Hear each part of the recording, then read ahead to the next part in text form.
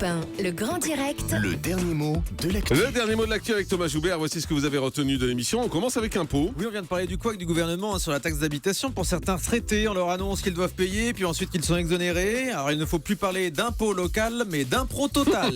Langue. Votre langue a fourché, Jean-Marc, au début de l'interview. Au lieu de dire on va essayer d'être très pratique, vous avez dit on va essayer d'être très Patrick. C'est-à-dire qu'on prend que des Patrick au standard. Hein. Patrick Bruel, Patrick Fiori, allez-y, appelez. Bien. Retraité. Les retraités concernés ne seront donc pas obligés de payer leur taxe d'habitation. Je peux vous dire qu'au ministère de l'économie, on ne leur dit pas merci. Oh, migrant. Dans le débat, on a parlé de l'afflux de migrants en France. Nouveau record en octobre. C'est bien le seul domaine où la France réussit à battre des records en ce moment.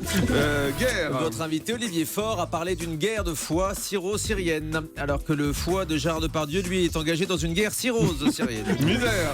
Votre invité Sébastien Hugues a rappelé que la France ne peut pas accueillir toute la misère du monde. Oui, la chanteuse Zaz remplit déjà tous les quotas. Et puis homme. Des auditeurs ont noté qu'il n'y avait quasiment que des hommes parmi les migrants. Bon, le jour où ils font une manif, faudra pas confondre avec la Gay Pride. Et puis cauchemar. Dans un instant, le grand direct de la santé avec un sujet sur les enfants qui font des cauchemars. Conséquence immédiate du retour d'Evelyne Thomas à la télé Ah mais non, depuis hier. mais arrête, ça va pas.